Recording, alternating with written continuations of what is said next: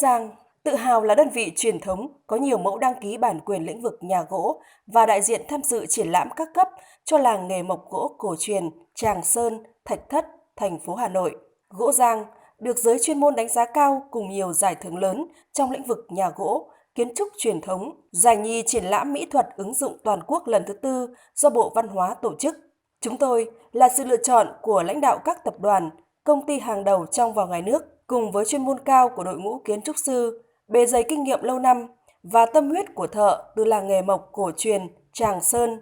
mang tới những sản phẩm với tâm niệm đời người. Vui lòng liên hệ tới số hotline